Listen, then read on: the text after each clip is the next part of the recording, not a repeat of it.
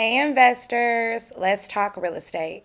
So in this video, we're going to be discussing estimating renovation repairs and ARV, okay? So, and ARV is after repair value, okay? So, when it comes to estimating renovations, trying to figure out what's going on, at first it may seem a little bit tricky, it may seem a little bit overwhelming. Things may start getting a little bit time consuming because it does take some time. But once you start walking your properties, once you start getting the hang of everything and start understanding variances, understanding design layout, understanding landscape, codes, prices of materials, everything, you will start to you'll start to understand more, and you'll start to flow a lot better. And especially when you start working more hand in hand with your general contractor, okay? And then it will help you understand when you start to get to ARV, because after repair value is later on. So message. Sorry, my bad. The best way to tackle this at first, especially like if you're in the beginning, is you always want to go with your general contractor. Always go with your general contractor that you're working with, and that you know is going to give you the best service possible. So basically, when you go with your general contractor, you're going to walk your property, and they're going to assist you in a thing called a scope of work. And this is basically a sheet that basically breaks down everything that you're going to be needing in the house. So you're going to look at a scope of work as a pre-shopping list of items that you're going to be needing to obtain renovations and value in your project. Is basically just an estimation of materials that is going to need to be completed for the rehab, okay? Basically, also, too, it's going to break down everything from each part of the room. So it's going to break down from cabinetry, when you start looking at your high value rooms, and it's going to start looking at when you go into the bedrooms, from if you want to put a mirror up and what type of doorknobs, things like that. It's going to break down the type of doors. It's going to give you an itemized list of things you're going to need, and your contractor will be able to actually help you, okay? Because you're going to go from room to room. You're going to go from, if you have to go from the inside of the house, like far as doing duct work, anything dealing with the vents, anything that's going to be dealing with the interior of the walls, to the actual, like I said, design layout, then to how you want to go about the house. So basically it's a breakdown, okay? And you're going to be doing this with your general contractor. And then as well, you'll be going to the outside of the house. You'll be doing the same way with the landscape. So you'll go from the front door to the back door if applicable. Then you'll do the whole house, and then you'll go ahead and do the outside.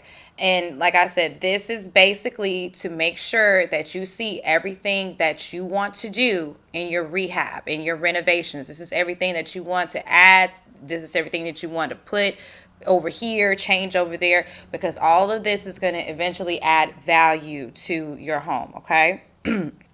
So like I said, for example, let's say you want a Brazilian cherry wood floor installed, okay? So your contractor is going to go ahead, look at the floor, measure the floor. He's going to say, okay, Brazilian cherry wood floor is, I don't know the price, I'm making up stuff. He's going to say it's $5 a square foot or whatever.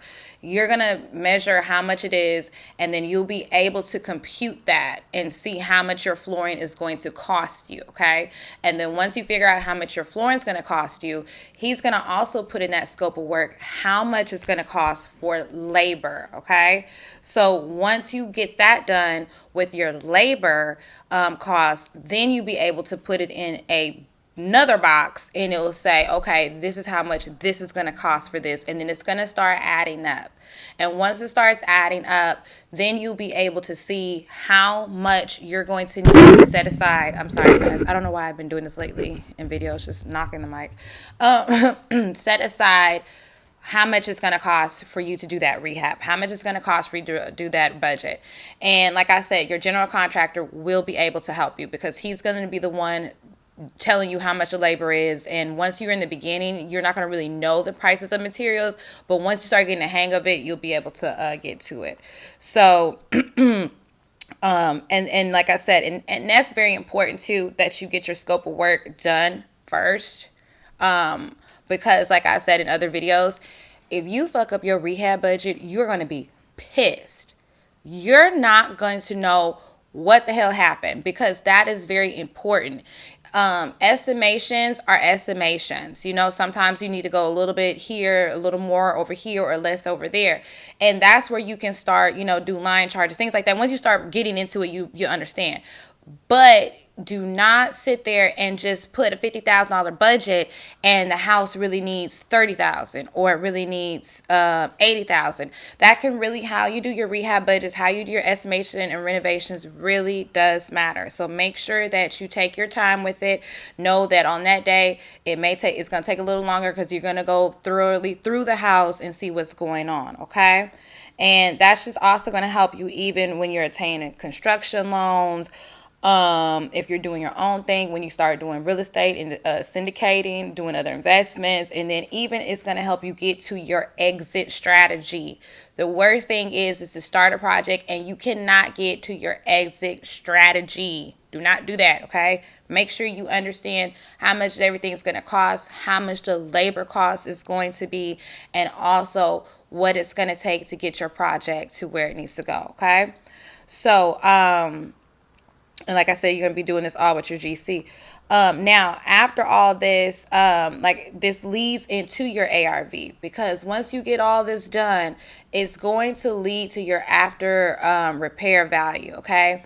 So that basically is just a number that's going to add value to the house after you have done everything, after you have added your fixtures, appliances, whatever, you know what I'm saying? After you have done everything, it's going to add to what you already going to put towards that selling price, because the actual house is one thing, and then when you do your after repair value, when you add to it, when you do your renovations, that's going to bump up their pricing, okay? So you want to make sure that you understand that estimate will fluctuate as well, but that number is going to help boost the number so you can get a higher amount for your ROI, as well as, when it's time to get to that closing table as well, okay? For it to sell. Make sure you also understand that number will fluctuate, because sometimes you may say in the beginning, okay, we're going to do all these renovations, the ARV should be this, and then you get to the renovations and some things doesn't happen, or some things get changed, or some things get added, subtracted. Some appliances do or do not come. Some appliances are worth more than others. So you want to make sure that you understand how that number fluctuates and how to get the most value, bang for your buck, so you can get the most ROI when you finally sell, or whenever you get, like I said, your project to the exit strategy, what you're trying to do, okay? Now, with that being said, investors, especially for my beginning investors. Now, if you've been seasoned, you should already know this, but if you don't, whatever. We all here together. So make sure, like, when you are doing your investments, when you're doing your projects, you always have visuals. You always want videos, photos from beginning to end, because that's going to help you with documentation. That's going to help you with insurance. That's going to help you build your own portfolio.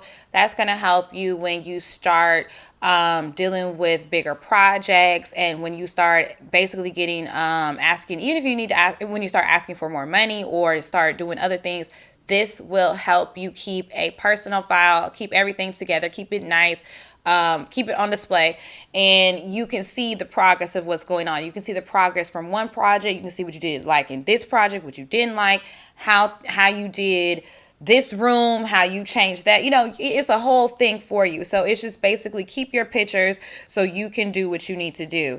And that way you can see your growth. That's the whole thing. You want to see yourself grow, and you want to see the development. And other people do too. They want to see where you started and where you're going. So yeah.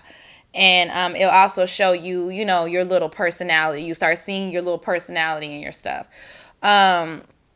Also, to investors, you want to go ahead and get your business registered with your local Home Depot, Lowe's, anybody that you are getting materials from, anybody that you're going to probably be potentially renting equipment from.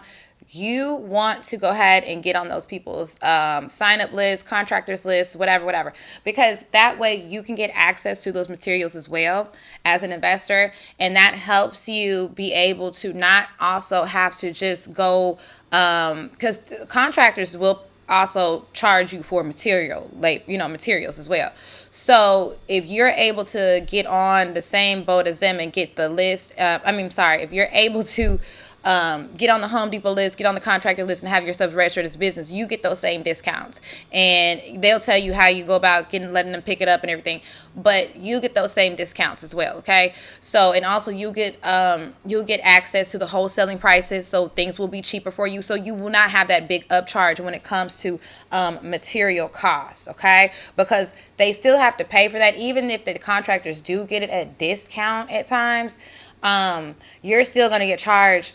You're still going to get charged if you just, for like gas and little things like that. They'll still be able to tax stuff on. But if you're just able to go ahead and, start getting the stuff on your own or get it ordered, whatever, it'll add up. It'll cut costs. Okay. It'll cut costs, but it'll give you a good discount, and it'll keep you abreast too of what, new things are out and how much pricing of materials are fluctuating as well. Okay.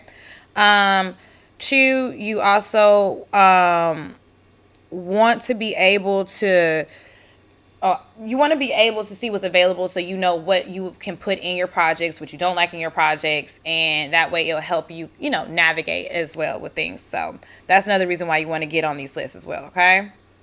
So I hope that helps. Investors, anything that, you want more of, let me know in regards to this video. Comment below. Let me know what you guys have, issues with your rehab budget, because I know it's a lot of things that have gone on with rehab budgets. And just let me know if you guys had any issues with your rehab budgets, because I'm going to tell you a video. I had a couple, like a couple with some of mine, and yeah, we had a great time with that. So yeah, guys. All right. All right, that's all for this video, guys. It's your favorite Money Muse. Make sure you keep it clean, keep it safe. Let me know what you think about this video, guys. Make sure you like, subscribe, hit that bell button. Also, guys, make sure you understand the overall goal is to expand your dollar, okay? We're going to keep expanding. And never give up. Invest wisely. Always stay educated. Education is power and profit, especially in the real estate game. And don't be scared to take those risks. Make sure you execute. And as always, always, always happy investing. Okay? Love you. Bye.